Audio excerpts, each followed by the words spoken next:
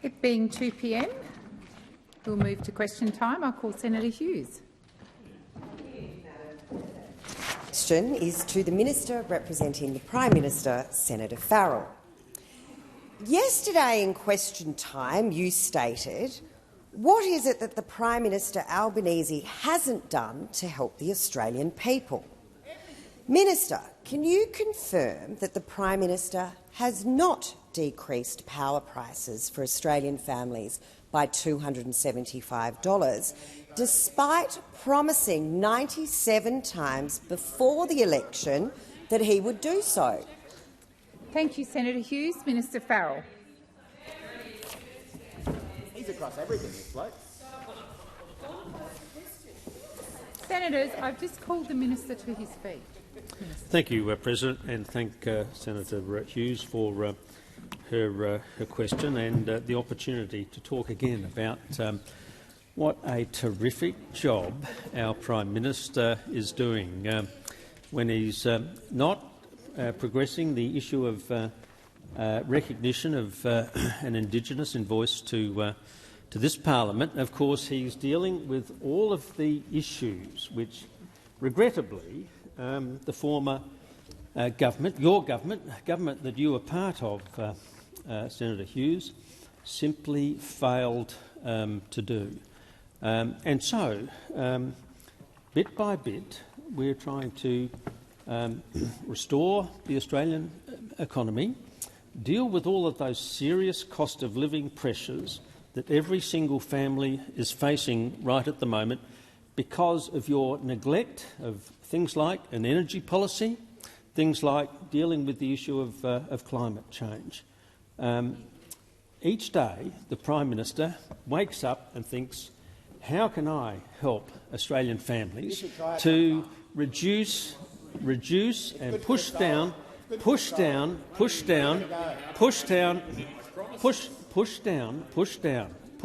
cost of living for hard-working Australian families.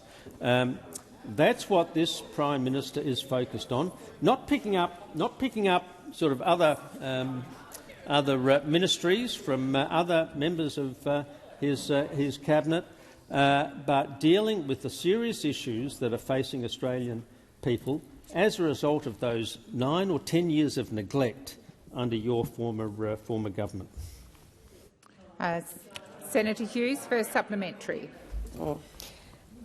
Minister, you said yesterday the Prime Minister has done so much to reduce the cost of living.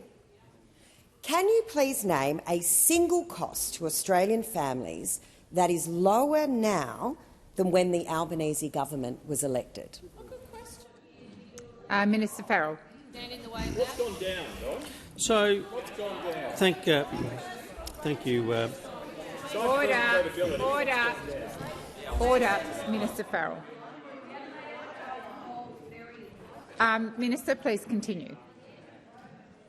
Thank you, President, and I thank Senator Hughes for her supplementary questions. What did we do when we first came to government? We supported a rise in the minimum wage for ordinary Australian workers. What was your policy at the time? Your policy, as Minister Farrell, please resume your seat. Senator Hughes. Point of order, Madam President, relevance, and in a bid to ensure we don't get another 30 seconds of ums and ahs. The question was very specific as to naming a single cost for Australian families that has come down. A single cost. Thank you. And I appreciate Senator you Hughes. redirecting the minister to the question. Senator Hughes. The minister did start off with a bit of a preamble, but as you got to your feet, he had started to name some costs. You mightn't agree with them, but he was being relevant to your question. Minister Farrell. Thank you, President. And of course, Senator Hughes wouldn't agree with what I'm about to say, but let's go through some of the things that have been the subject of downward pressure as a result of the work done by the Prime Minister and the rest of these wonderful people. So we've cut the price of the PBS medicines from $42.50 down to $30. No, you Minister don't like me Farrell. talking about. You don't like me Minister talking about Farrell. the things that have gone down because we've Minister been doing Farrell, some. The time for answering has expired, and senators, I was trying to draw the minister to sit down, but there was so much noise in this chamber, he was unable to hear me. He is answering questions asked by opposition senators, and I'm certainly entitled to hear the answer, as are other senators. Senator Hughes, second supplementary. President, does the Prime Minister follow your rule, Minister, and not closely follow power prices or grocery prices? Is this why the Prime Minister Albanese thinks Australians have a pretty good 10 months despite their electricity bills, grocery bills, mortgage repayments and rent all going up? Does this show how out of touch your government is? Thank you, Senator Hughes. Minister Farrell. Thank you, President, and thank Senator Hughes for her second question. Look, I have to say I was a bit disappointed in the way in which the leader, in particular, put up items on his Facebook page yesterday about seeking to misrepresent my views by cutting. Minister Farrell, please resume your seat. Senator Hughes. Point of order relevance here. This is a very serious question affecting everyday Australians, and they're raising prices that they're facing everywhere. And I would appreciate the Minister being relevant to the question. Thank you, Senator Hughes. I'm glad that you I'm glad you pointed out it's a serious question. I would hope all questions are serious, and I would ask senators to remain silent so that we can all hear the answers. I will direct the minister to your question. Minister. Thank you, President. And as I was saying, my staff recommended that I perhaps request that this Facebook page be taken down because it is in fact in breach of the rules. But when we discovered that there were only 71 likes to this particular Facebook page, we decided not to. Minister Farrell, please resume your seat. Order. Order. Senator Hughes. Madam President, this question was not with regards to Senator Farrell or Senator Birmingham's social media. Senator Hughes, I would ask that the minister, in his last 8 seconds, address at least part of the question. Senator Hughes, when raising a point of order, please come directly to the point. You will note your last point of order. I directed the minister to your question, and I'll direct him again. Thank you. Thank you, President.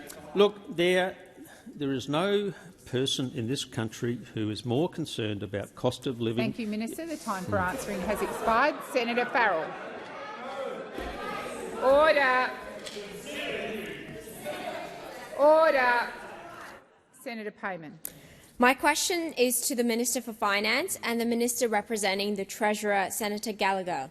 Can the Minister please tell us how the government is assisting Australian households to deal with cost of living pressures? Minister Gallagher. Thank you, President, and I thank Senator Payman for her question. And I can provide an update to the chamber on how the government is working hard and is focused on how we can make life easier for each and every Australian. We are certainly aware of Australians who are facing tough times with some of the increases in the cost of living. And these, of course, some of them in relation to power have been caused by the ongoing war in Ukraine, which has driven up gas prices.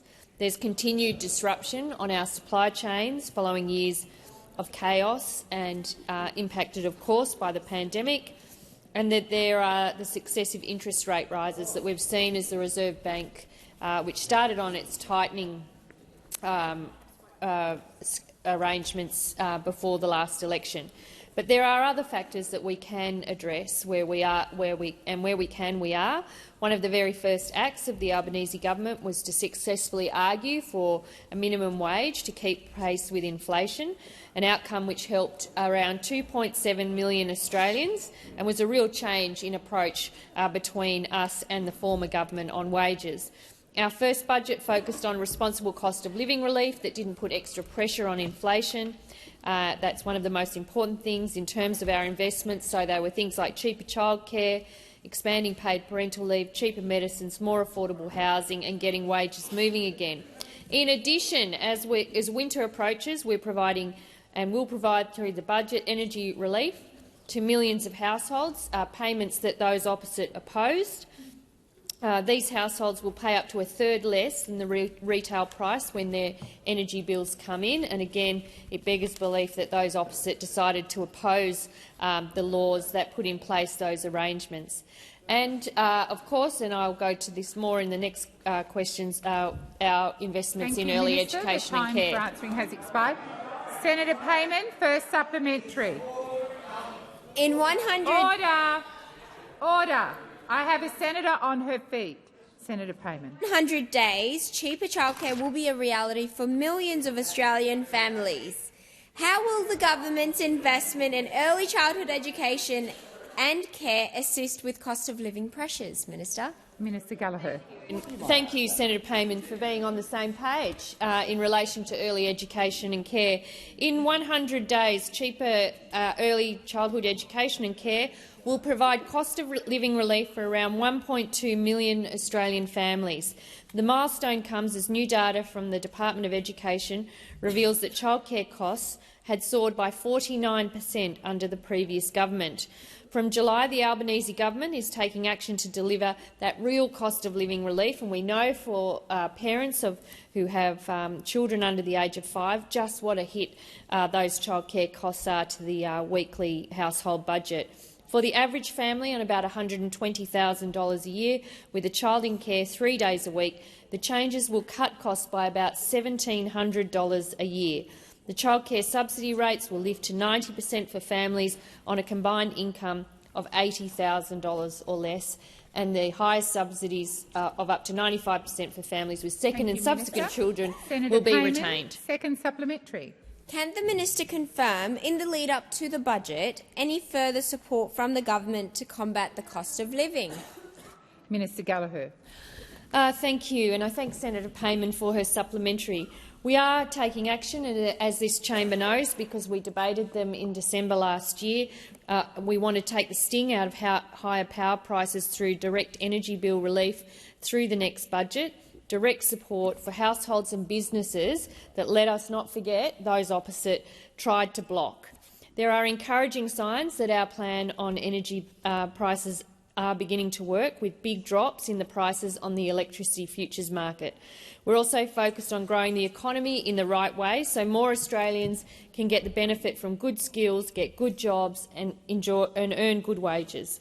That's why we successfully argued for the Fair Work Commission minimum wage increase in line with inflation. So we've got legislation around cleaner and cheaper energy. We've brought in a new pensioner work bonus. We're working on the new housing accord, and we've got important legislation before this chamber that will assist with cost of living pressures on Australian households. Thank you, Minister. Your time has expired. Senator Van. Thank you, President. My question is to the Minister representing the Prime Minister, Senator Farrell. According to government analysis, by how much have rental rates gone up since the election of the Albanese Labor government? Minister Farrell. Thank you, President, and thank Senator Van for the question. Look, I don't think we want to start this, or certainly I don't want to start this process of trying to score sort of political points on cheap political point scoring.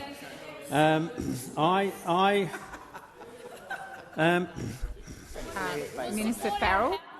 Senator Birmingham. President, I think the minister is impugning motives from Senator Van in what was otherwise a question entirely seeking a point of fact. Now, Murray's bringing some talking points forward to the table for poor Don, but I think you should bring him to order in terms of impugning motives on the senator who purely asked a factual question. Please resume your seat. Order. Order. Order. Order. I don't believe there was an imputation against the actual senator. So I'm going to call the minister and remind him of the question and the need for an answer. Senator Van. Point of order on relevance. The minister has gone nowhere near the question. Senator Van, if you were listening, you would have heard me draw the minister back to the question. Minister Farrell. Thank you, President. And what I, rather than sort of answering cheap political questions, what I'd like to talk about is what I'd like to do is talk about what this government is actually doing in practical terms to put downward pressure on the rental stress that so many Australians are now suffering. Obviously, one of the things that we can do is try and boost the supply of homes to rent, and substantial and significant investment in new social and affordable housing. It's these things, Senator Van, which will result in practical downward pressure on the rental stress that Australians that are on the Australian people right Minister at the Farrell, moment. please resume your seat. Senator Birmingham. Order on the question of direct relevance. This was quite a precise question. I accept the minister is being generally relevant to the question of rental markets and rental affordability, but there was a precise question there about how much rental rates have gone up.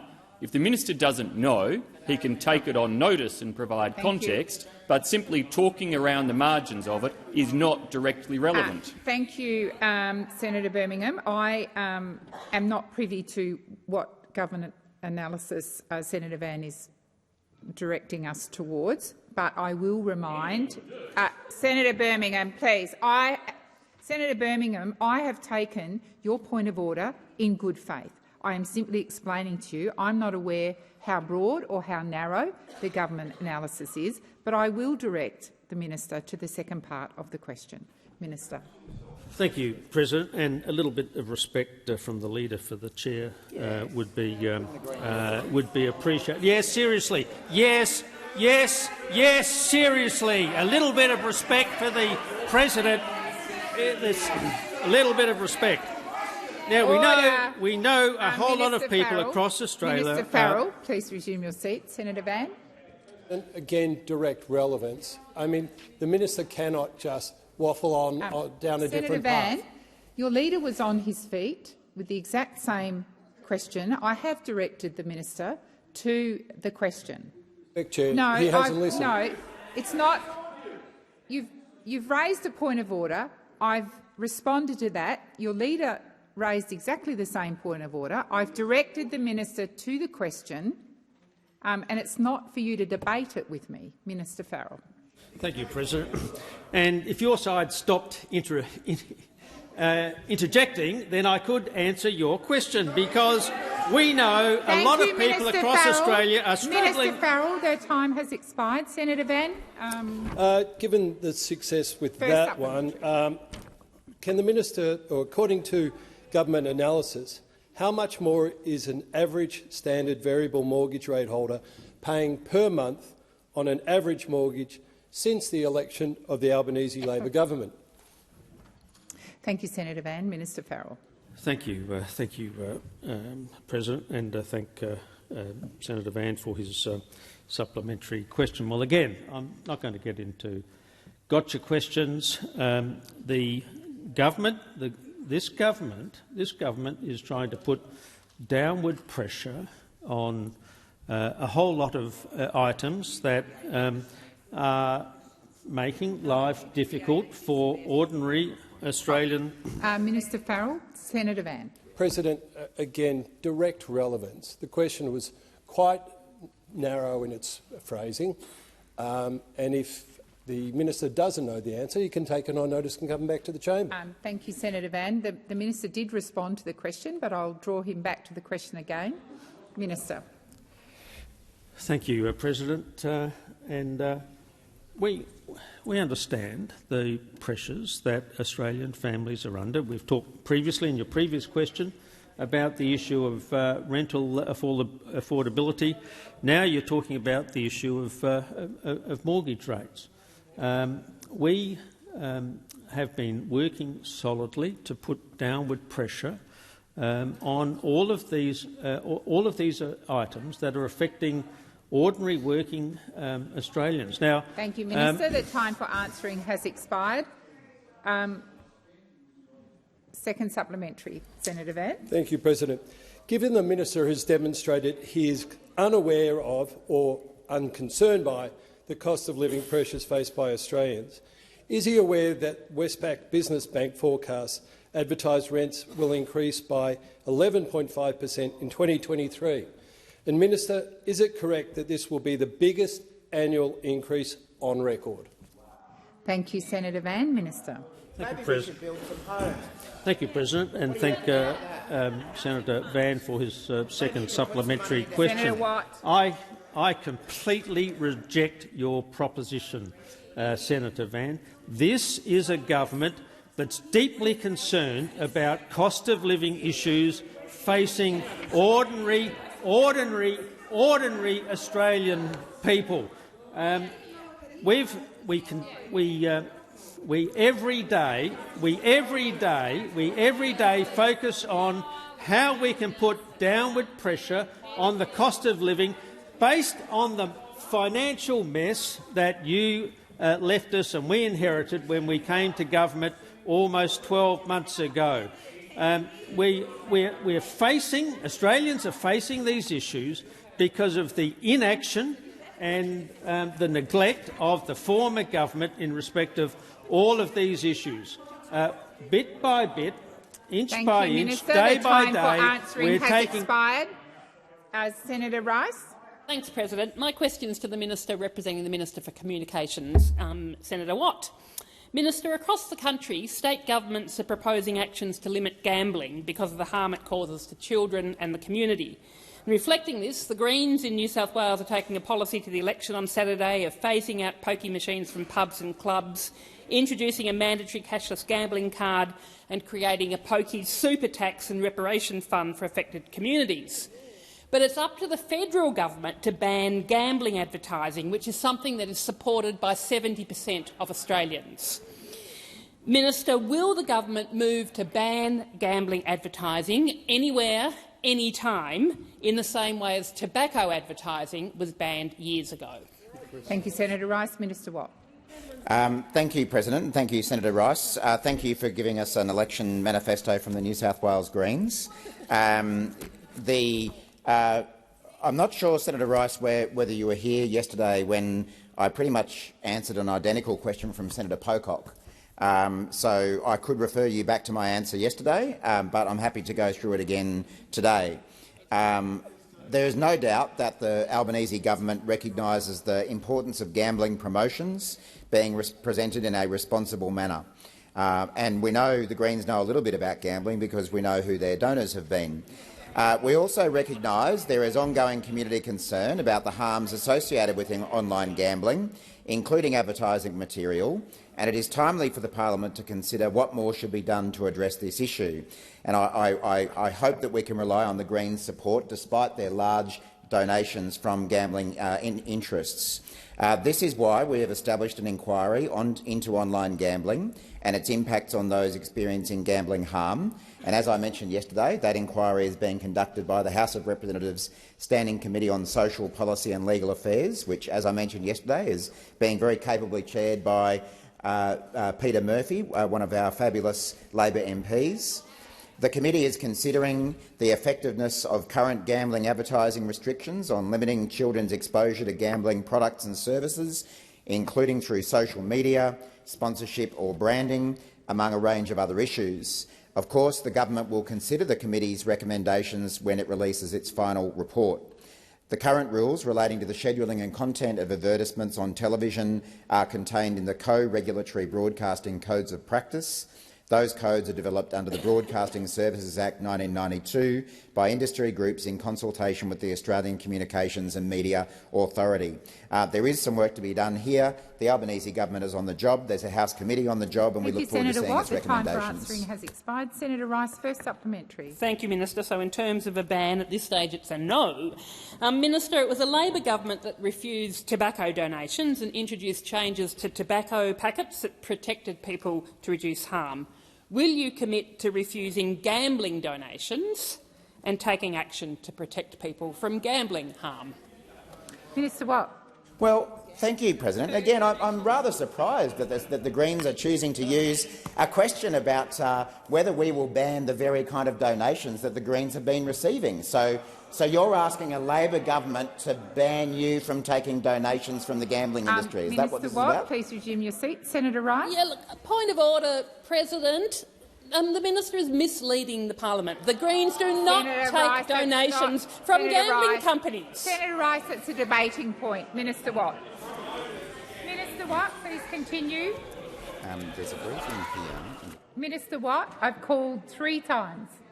Sorry, President. I'm just so surprised that the Greens are asking us to stop them from taking donations that they have been taking for a number of years from the gambling industry. I mean, let me remind you, Senator Rice, in 2022 the Queensland Greens accepted almost $500,000 in donations from a $500,000 from a high-rolling gambler, despite pushing for a ban on political donations from the gambling industry. In 2019-20, the Queensland Greens MP, Mr Berkman, had been critical of the LNP and Labor for accepting donations from gambling interests, but the highest donation in an election year in Queensland in 2019 was indeed to the Greens from Mr Turpie. Senator Rice, it's time. It is time, yes. I'll it's take time you to refuse donations from gambling companies. Gambling companies. Order. Yeah, the gambling industry, gambling countries. Minister, it's the Senator industry. Rice. It's the insidious, harmful industry. Senator Rice, just please resume your seat because I can't hear you and the chamber needs to come to order. Order. Order. I haven't heard the question and I don't think Senator Rice has finished the question, but would you start it again, please? I haven't started the question. I'm just correcting the record. Minister, it is clear that what is needed at a federal level is a national gambling regulator, including to tackle the harm caused by online gambling, which is national and international. Will the government introduce a national gambling regulator? Thank you, Senator Rice. Minister Watt. Thank you, President. Well, as I say, the government, the House of Representatives, is conducting an inquiry into these matters at the moment, and I do look forward to its recommendations on what we can do about what is a very serious issue. But I'm interested to note that Senator Rice seems to be enunciating the Greens' position is that they don't support gambling donations from companies, but donations from individual high-roller gambles are fine. So does that mean that every time we hear the Greens say that we should ban donations from coal and gas companies, that would be okay for the Greens to take donations from Clive Palmer, who owns coal companies, or Gina Rinehart? So no to their companies, but fine for their— I mean, Mr Turpie, the high-roller gambler, has been— The Greens don't like it when they're held to account, and Senator McKim is chief among them. You come in here and mouth off constantly about what other parties should do, but the very minute your own hypocrisy is exposed, all you want to do is shout people down. You are a joke, you are a hypocrite, and you're finally being exposed. Order. Senator Watt, I do remind you to direct your marks to the chair. Senator Green. Senator Green. Thank you, President. My question is to the Special Minister of State, Senator Farrell. On this historic day, can the minister update the Senate about the progress to recognise First Nations Australians in the Constitution and to deliver an Indigenous voice to Parliament? Minister Farrell. Yes, I can, as a matter of fact, Senator Green, and thank you for the question and your great interest in this topic. And I should start by congratulating everybody in this Parliament or in the Senate for the mature way in which the issue of the referendum legislation was dealt with last night, and congratulate yourselves on passing of that legislation without any opposition in this place. But it is another historic day today, a significant day in the journey towards an Aboriginal and Torres Strait Islander voice. And we've had the opportunity for Australia to recognise Aboriginal and Torres Strait Islander peoples as the first peoples of Australia in our Constitution. This will be a simple but powerful act. The proposition that it is to be put to the Australian people has been built from the ground up through the work of the Uluru Statement from the Heart. This process is the culmination of years of discussion, consultation and hard work by Aboriginal and Torres Strait Islander people. As the Prime Minister said in his gracious and patient ask of Australia, I want to thank the Chamber for the goodwill, of course, demonstrated last night in respect of the referendum machinery bill. This will be the first referendum in almost a quarter of a century where a new generation of Australians will be able to have their say. The government believes this referendum will be a unifying moment for Australia, and I'm certainly keen for that to be the case. It's about taking this country forward for everyone. We look forward to working with the Australian community to ensure everyone can have their say in a respectful manner on this important opportunity to recognise our first Australians. Thank you, Minister Farrell. Senator Green, first supplementary. Thank you, President. Ahead of the Voice referendum, what is the government doing to implement Labor's long-standing commitment to improve voter enrolment and participation? Minister Farrell. Thank you, President, and again thank Senator Green for that question and her interest in voter enrolment. And since we took office, we've wasted no time on this issue. Last year, I asked JSCAM to investigate increasing enfranchisement and electoral participation and look forward to working across the parliament on meaningful reform following its report. Last year, the government allocated $16.1 million to the Australian Electoral Commission over 2 years to increase First Nations enrolment and participation in future electoral events as part of the referendum preparatory work. More recently, I approved regulatory changes making it easier for more Australians eligible to enrol to actually get on the roll. From the 17th of February, eligible Australians have been able to use their Medicare card and their Australian citizenship certificate numbers to enrol and or update their enrolment. Early Minister, the time for answering has expired. Senator Green, second supplementary. Thank you, President. Minister, it is important that First Nations people have their say at this referendum. Can the minister update the Senate about the steps the government is taking to improve Indigenous enrolment particularly? Thank you, Senator Green. Minister. Thank you, President. And I can say, thank you, Senator Green, I can say that early AEC data from around the country shows that between 11 and 14% of new enrolment applications are using those new methods of enrolment that I mentioned before. One outstanding initiative from the Gillard Labor government was the Federal Direct Enrolment Update Program, which uses information from the government agencies to assist with updating elector details and including eligible voters on the roll. Following trials of the new direct enrolment activities, which use new data sources, mailbag addresses and email notifications of new enrolments, the AEC advises that over 15,000 Indigenous Australians were added to the electoral roll. Following these successful trials, the AEC advises me that these activities will be included as a permanent feature of our enrolment program. The estimated Indigenous enrolment rates— Minister. The time for answering has expired. Senator Tyrrell. Thank you, President. This question is for the Minister representing the Minister for Housing, Senator Farrell, and it has no preamble. How many homes will Tasmania get under the Housing Australia Future Fund in the first 5 years? Thank you, Senator Tyrrell.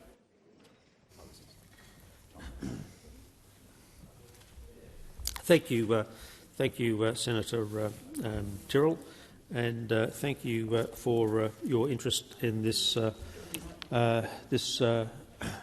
initiative of the federal government to try and increase the number of and access to homes by ordinary Australians.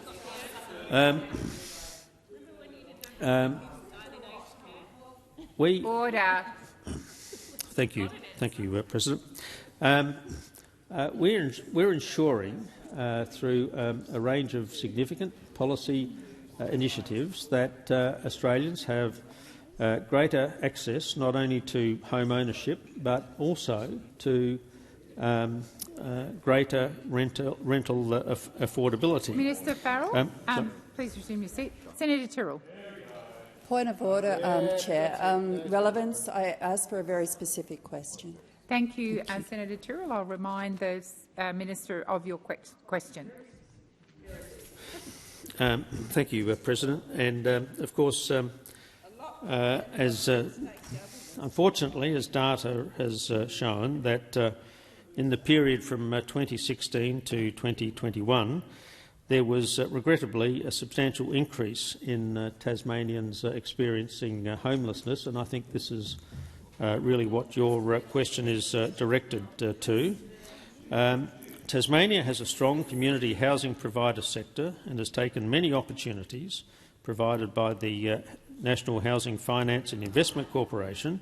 Of course, Minister, please resume your seat. Senator Tyrrell. I know I'm new, but I thought it was a very plain question.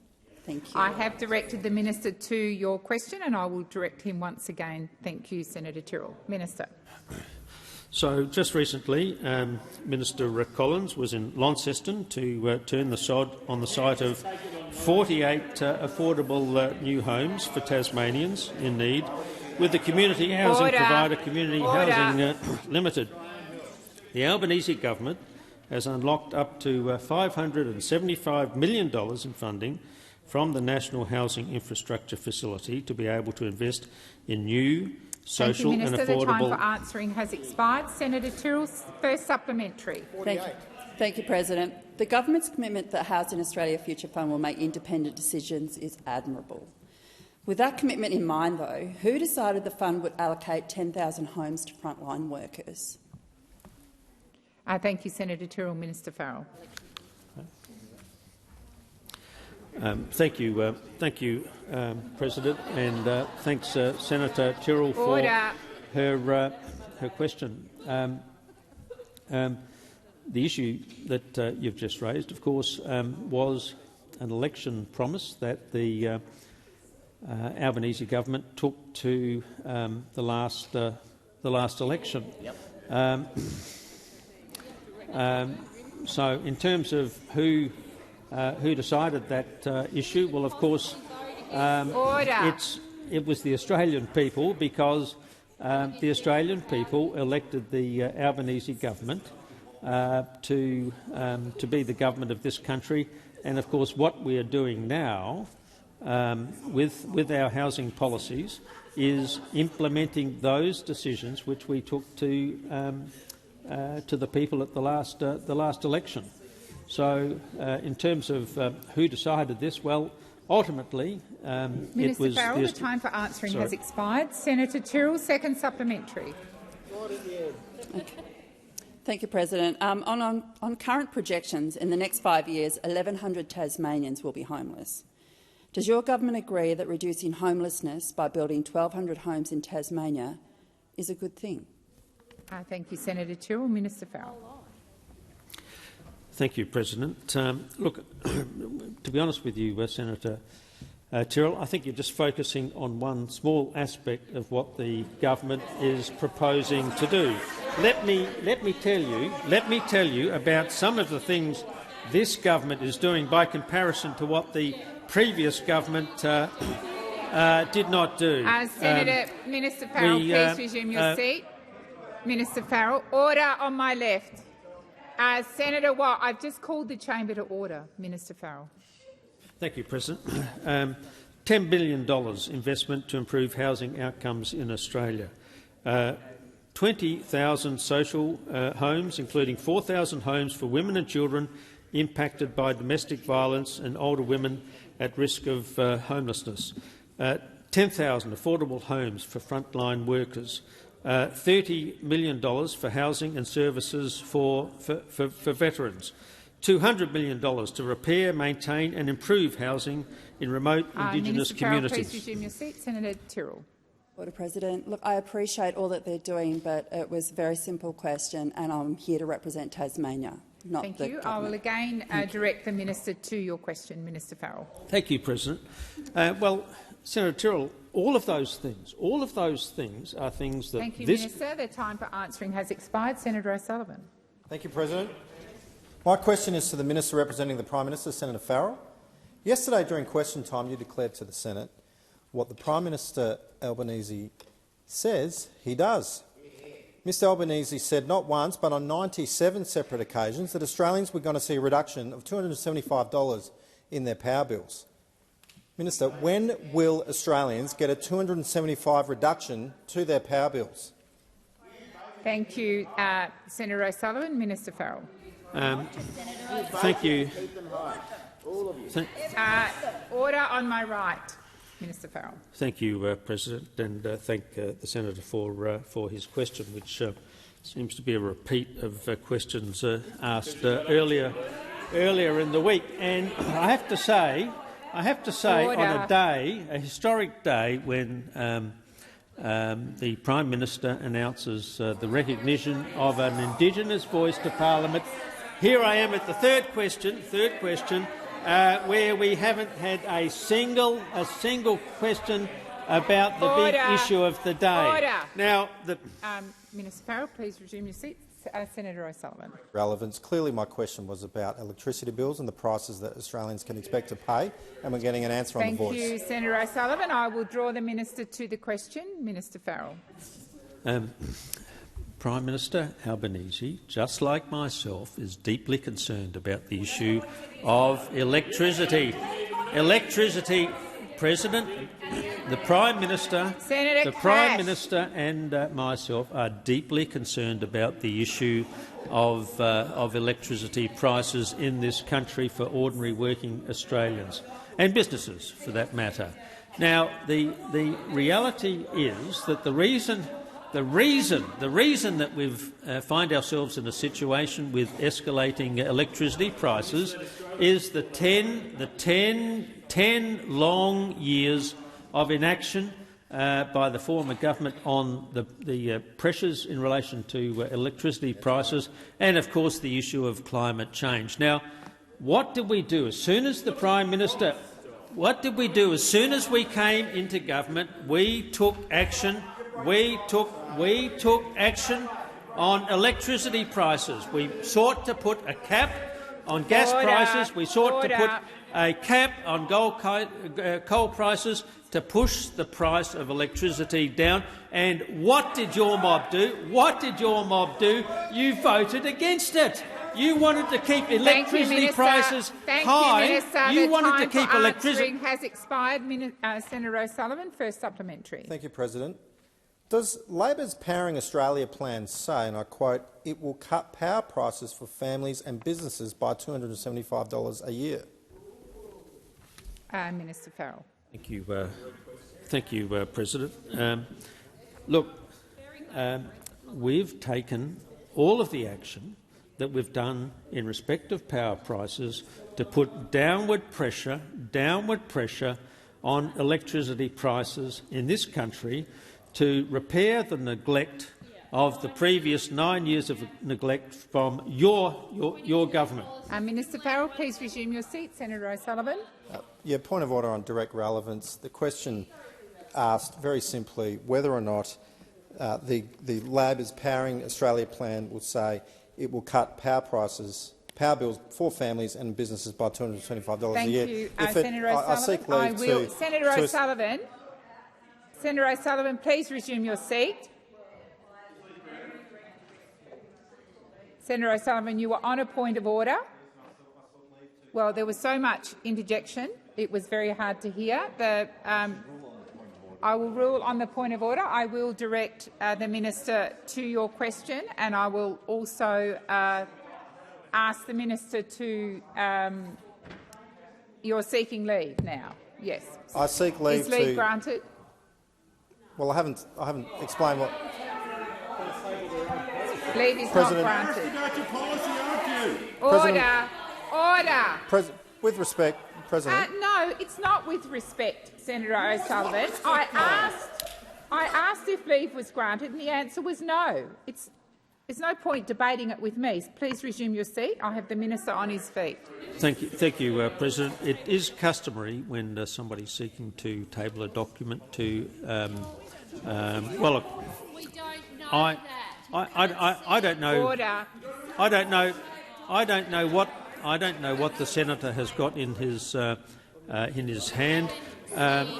The leader yesterday had the courtesy to hand me a copy of the document that he wanted to put forward, and I'm happy to look at any document which the opposition seeks to table and respond. Thank you. So before I come to you, Senator Birmingham, Senator O'Sullivan, the minister has invited you to show him the document so he may consider the response. Senator Birmingham. Thank you, President. On indulgence, given the invitation of the acting Leader of the Government in the Senate, here it is, and perhaps you'd like to read the highlighted line to the chamber. Senator Birmingham. We're going to go back to the question. I've asked the minister to respond to the question and to be relevant to the question. Minister. Thank you, President. And look, order. I don't think I can be any clearer about the actions that this government has been taking to reduce the price of electricity in this country for both. Minister, please resume your seat. Senator O'Sullivan. Just a moment, Senator O'Sullivan. Senator Watt. Senator O'Sullivan. Point of order on direct relevance. The question was very tight, and we assisted the minister by providing him Labor's policy. Senator O'Sullivan, in relation to Senator Watt, seriously. Order. The minister has agreed to look at what you're seeking to table. In relation to your question and your last point of order, I have directed him to the question. Minister Farrell. Thank you, President.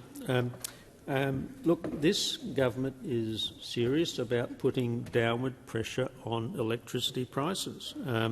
We came to office with a former government with something like 22... Thank you, Minister. The time for answering has expired. Senator O'Sullivan, second supplementary. Will the minister say the words $275? Minister Farrell.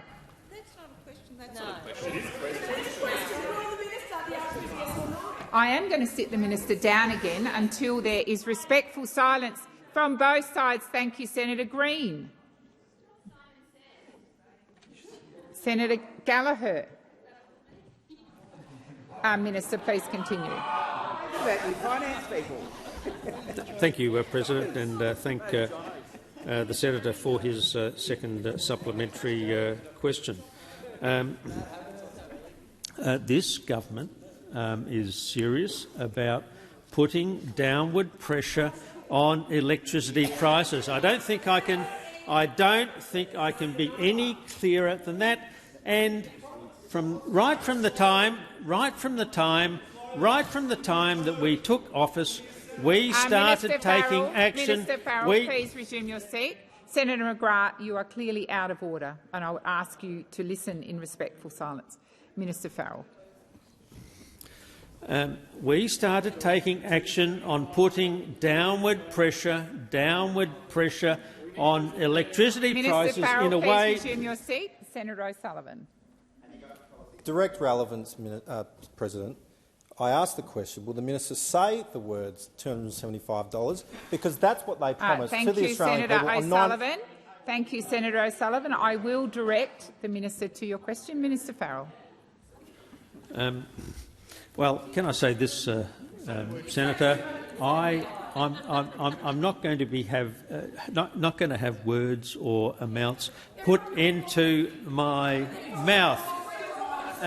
We have been the government. We have been the government. We have been the government with the opposition thank you, Minister. opposed The to time for cutting answering has electricity. expired. Senator Babet. My question is to the Minister representing the Treasurer, Senator Gallagher.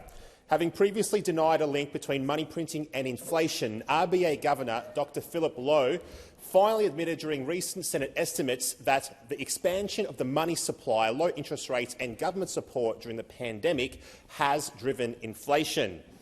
Prior to the 2022 election, the former coalition government ran up hundreds of billions of dollars of debt with little to show for it but some expired PCR tests and, of course, an artificially inflated property market, where it's nearly impossible for first home buyers to get into the market. Now, do you believe that the irresponsible and unprecedented debt accumulated by the former government has contributed to the inflationary pressures that are currently being felt by ordinary Australians? And I will remind you as well that the Labor Party was also in agreement with most of this. Thank you, Senator Babet. Minister Gallagher. Thank you, President, and I thank Senator Babet for the question and also for his advice that he would be asking a question relating to debt and inflation. And I would agree with Senator Babet that the significant increase in government debt that was increased under the former government, a lot of that, they doubled the debt before the pandemic hit, has certainly led to the budget being in worse shape than it needed to be, and that there wasn't enough to show for the debt that we currently carry, and that managing that debt burden is the fastest growing area in the budget, is managing the interest burden on that debt. So it is a big problem, and it is a big issue that we are having to manage as we work our way through the decisions we're taking in this budget. I think the inflation challenge has certainly been made worse by the failure in energy policy. 9 years of failure to deal with the reality of a changing energy market, and the fact that we haven't been able to be ahead of that and have in place policies that have been able to deal with it has certainly contributed, because one of the biggest contributors to inflation, of course, has been energy prices, impacted by the war in Ukraine, but absolutely also impacted by the failure of those opposite to land an agreed energy policy. 22 of them, not one of them landed, and the fact that we are now dealing with the results of that has certainly been had an impact on inflation, which is why we took the steps we took at the end of last year to put in place caps, to put in place the interventions that we did, unusual as they were, to make sure we were putting downward pressure on inflation and bills at the same time. Has expired. Senator Babet, first supplementary. Thank you, Minister. Now, I guess we're in agreement now that increased government spending does indeed contribute to high inflation. So, why is the government, the Labor government, not responsibly attempting to heavily reduce spending to balance the budget and to actually make a start on repaying our nation's debt? Why all the big spending? Thank you, Senator Babet. Minister Gallagher. Thank you, and I thank Senator Babet for the supplementary. Well, I would say to Senator Babet, the October budget banked 99% of the revenue upgrades that we received through that budget update. 99%. It's unprecedented, and I think that goes to show the approach that the Treasurer, Dr Chalmers, and I take in terms of budget management. And it's not just how much you spend; it's the quality of the spend. Are the investments you're making driving an economic outcome, an economic or social outcome? So our childcare investments, our investments in cleaner and cheaper energy, our investments in medicines, all of those things. It's about the quality of the spend. We don't want to pork barrel our way around the country like those opposite did. We need to make sure that every dollar that's spent is invested in the productive capacity of our country and improves the living standards of Australians. Thank you, Minister. Senator Babet, second supplementary. Thank you, Minister. So I guess it's pretty clear that all governments lack the courage to cut spending because it's unpleasant to do so. Now, will you rule out future taxes on the family home, and will you confirm that your government will proceed with the Stage 3 tax cuts to ensure that Australians can keep more of their own money and keep up with the rising costs of living? Thank you. Thank you, Senator Babet. Minister. Thank you. Well, on the question around taxes on the family home, we understand the importance of the family home, and it will remain exempt from capital gains tax. I think the Prime Minister and Treasurer have made that clear in recent weeks, and our position on Stage 3 hasn't changed. On the spending side, I think we do need to acknowledge that significant amounts, the vast proportion of spending in the Commonwealth budget is in payments through our social security system and payments to the states and territories. These are, significant parts of the budget. So when people say they want, to see big cuts to things, you have to be understanding that that means big cuts to sort of social programs that people value, or payments to the states and territories. So we are fiscally responsible. We do have an eye on budget repair, but we're going to be cautious about how we approach it, because we know people rely on services that the Australian budget funds. Thank you, Minister. The time for answering has expired. Senator White. My question is to the Minister for Agriculture, Fisheries and Forestry, Senator Watt. Victoria has one of the largest Indian diasporas in Australia, and so they're extremely interested in the Prime Minister Albanese's recent trip to India. I have had many constituents ask me about it, and I was wondering if you could elaborate further on what Prime Minister Albanese's discussions with Prime Minister Modi were about, and provide an update on how Aussie farmers will benefit from the Prime Minister's recent trip to India. Thank you, Senator White. Minister Watt. Thank you, President. And isn't it good that one senator in this chamber has some questions about agriculture? And I'm not surprised it comes from India, and it's not surprising that it comes from Senator White, who comes from good farming stock herself. And I know not that long ago attended a very important event with the dairy industry in Tatura, just outside Shepparton, and I thank her for doing so. Well, the Prime Minister's recent trip to India, where he, of course, was triumphantly accompanied by his diligent Trade Minister, Senator Farrell, was obviously a great success, and it really underscored the value of the relationship between our two countries, because this is a relationship that runs far deeper than just on the cricket field. India was Australia's sixth largest two-way goods and services trading partner at $34.3 billion last year, and that number is continuing to grow. And much like Australia, agriculture is a massive part of India's economy and its identity. And that's why it was so exciting to announce that Australia and India had agreed on two-way agricultural trade to provide new market access for Australian Hass avocados to India and access for Indian okra to Australia.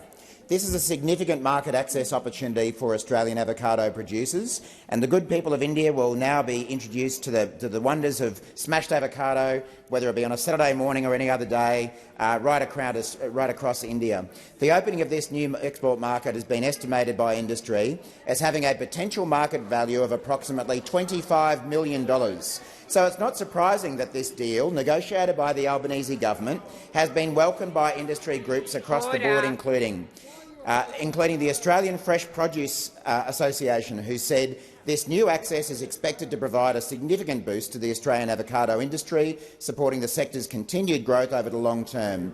And unsurprisingly, Avocados Australia backed in the announcement, saying it's a tremendous achievement and our growers and packers are very keen to prepare their businesses for India. Has expired. Senator White, first supplementary. Thanks very much for acknowledging my family's history with Tatura, where my grandparents were interned and did in fact work in agriculture, so I appreciate that acknowledgement of those great people. During his visit, Prime Minister Albanese also welcomed the recent entry into the force of ECTA. Can the minister explain how the ECTA is already benefiting Aussie farmers? And ECTA, of course, is the India-Australia Economic Cooperation and Trade Agreement. Thank you, Senator White. Minister Watt.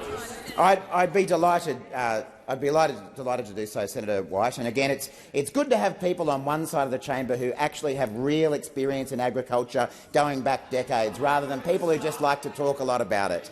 I know some of us have got a little hobby farm outside Warwick. You know, we whack on the RMs on the weekend and get the old ride-on mower out and, put on the hat. But there's a few people who actually care about agriculture and know a little bit about it.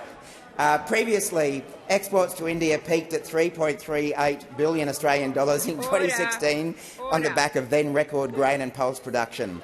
But changes to Indian tariffs on grains and pulses resulted in reduced Australian production, which had a massive impact on farmers across the country. The India-Australia Economic Cooperation and Trade Agreement came into force on December 2022, and it's already proving to be a win for Aussie farmers. Not only is it opening up new markets for our top-quality products, but we're also seeing the removal or reduction of tariffs on existing trade. This presents great opportunities for Australian farmers. The time for answering has expired. Senator White, order. Senator White, second supplementary. Thank you so much for that answer. Can the minister outline what the Albanese government is doing to support Aussie farmers, processors and exporters to take advantage of the new market access opportunities like those with India? Minister Watt. Thank you again, Senator White. And whether it be the wilds of Warwick or the coffee shops of Elwood, we know the coalition are very strong when it comes to agriculture. Watt, the Albanese government is focused on opening. Watt, resume your seat. Once again, the interjections are disorderly. I would ask you to listen in silence, Minister Watt. Senator McGrath, may I remind you to stand and wait for me to come to you? That is a good reminder. A direct relevance to the question that was asked, as much as Warwick has some wild areas, particularly at my local pub, which you should come to sometime, Minister. I'd ask the Minister. Senator McGrath, that is not a point of order. Minister Watt. Thank you, President. The Albanese government is focused on opening doors for Australia's agriculture and processing industries to grow and diversify their overseas markets. India's large population and diversifying economy is creating new demand for premium and healthy produce, which Australia is well placed to deliver on. Specifically, rising consumer incomes and increasing rates of urbanisation in India mean that opportunities are likely to be concentrated in the rapidly growing high-end produce market. These are the types of opportunities that will present themselves because of other key free trade agreements which are still being finalised, including with the UK and the EU.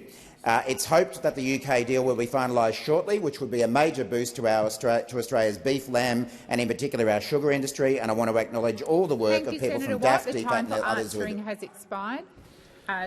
Minister Farrell. Thank you, President. I regrettably ask that further questions be put on the notice paper, and happy to accept the Powering Australia policy, which I recommend all of the